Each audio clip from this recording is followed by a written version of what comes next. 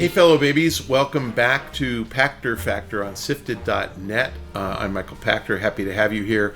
Hope that you are watching this when it's a brand new release as a Patreon patron. If you are, thank you. If you're watching on YouTube as a YouTube subscriber and getting it real time, thank you for that as well. We need support just to make ends meet. It costs money to produce this stuff. I get paid zero. This is all volunteer, which is why we offer it on YouTube a week late for free. But if you aren't paying on Patreon or as a YouTube subscriber, please read in the show description how to link your Amazon Prime account to your Twitch Prime account. It's free. You're already paying for it as part of Prime, and they will pay us. Please remember to re-up that each time you watch the show because we get paid monthly. So please try to go to the show description and link your accounts. We'll get paid.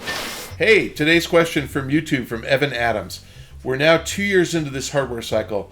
Where are the next-gen games? We're just finally getting a couple of third-party games that are next-gen exclusive, but this seems ridiculous. Are you as shocked or disappointed as I am? I didn't spend over $500 to play games that are made for PS4 and Xbox One. Even Microsoft and Sony keep dragging their feet and making cross-generation games that work on all platforms. So the answer to your question, and it's a good one, is historically, the next-gen was a material improvement over the prior gen. And by material, I mean that the cost of game development for a next-gen game was significantly higher, and the process was so different that you couldn't use the same game. You had to have two development teams make two games. That might still be true, but it's not as true. So PS2 to PS3, the cost of a game went up literally like 10x. PS3 to PS4, it went up like 2x. PS4 to PS5, it went up like 20%. So the problem is, if you're already going to spend all that money making a PS5 game, it only costs 20% more to make PS4 and PS5, as opposed to 5 times as much or twice as much. So everybody used to support the old gen cycle and the new gen cycle for the first year always, because there wasn't a big installed base of next gen consoles. For the second year always, but there'd be a smattering of exclusives. And you're absolutely right. In year 3, that's when everybody made the switch over, and all the A3. And that's where you started getting probably half of all games were made next gen exclusive. So the main driver of this is that it's just not that expensive to make a PS4 and PS5 at the same time, because it's not a whole new process. It's essentially just kind of optimizing for the graphics card. But the other side of that is, if the installed base of the new console was big enough that you would make more money selling it for $70 and selling it exclusive, they'd do it. Supply chain got in the way, and COVID got in the way, and we just don't have enough next-gen consoles. So Sony is up to whatever, 35 million, call it, consoles, and they had, 130 million PS4s. Would you rather sell a game into, 160 million unit market or 35? That's it. They can't afford it. If Sony was selling 25 million consoles a year and they were going to be at 100 million next year, then I think you would get a lot of next-gen exclusives. They're just not. And so they can't afford, the publishers can't afford to do next-gen exclusive. Now, Sony can afford to pay for a one-off if they want to, but the question, the reason I think it's so smart, look at Sony first party. When Sony first party goes next-gen exclusive, that's when you're going to know, and Sony's not doing that yet.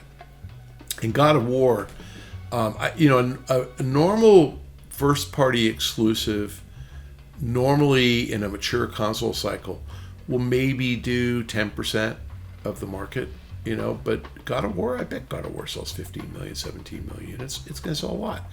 And you wouldn't get that if there were only 35 million PS5s and it was a PS5 exclusive. There's no way they sell 17 million. So Sony, as I said in an earlier episode, they don't make that much on the hardware. They make a lot on the software. and they are absolutely keenly interested in making a profit. So I think your question really is brilliant. You didn't spend over $500 just to play old gen titles, which means this is the proof that this is the last console cycle. And again, write that down. I don't really mean that. There will be a PS6. Each console cycle is going to be smaller than the one before, because each time you're going to have more people like you who are jaded and say, why did I do that? Why did I buy a next gen console so early at full price? I should just wait until they're exclusive games. I agree with you. Exclusives are what drives the console purchase.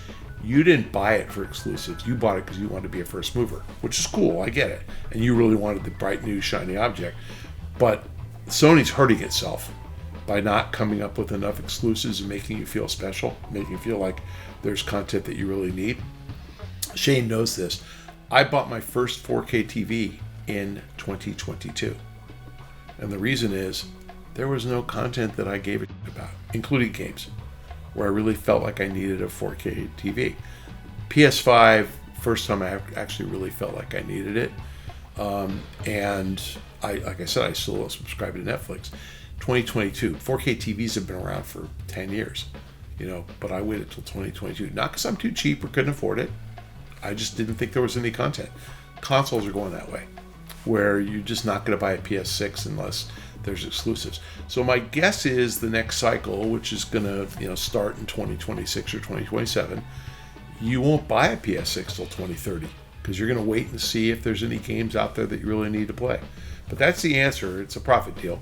It makes more sense to sell a game into a 100 million installed base than to a 30 million installed base, period. And that's what's going on. When do you think 100% everything next gen? I think first party probably starting in 23. I think third party, the way it's going, 24.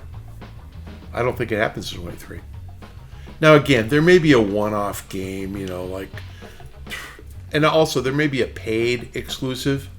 Like if you remember, like a Titanfall 1, I think, was an Xbox 360 or one Series X or Xbox One. Xbox One exclusive. Yeah, you might get a paid exclusive like that, but it'll take a while. 24. Thanks for joining us on Pachter Factor on SIFTD.net. Appreciate your Patreon patronage, your YouTube subscription, and your linking your Amazon Prime account to your Twitch Prime account. We'll see you next time.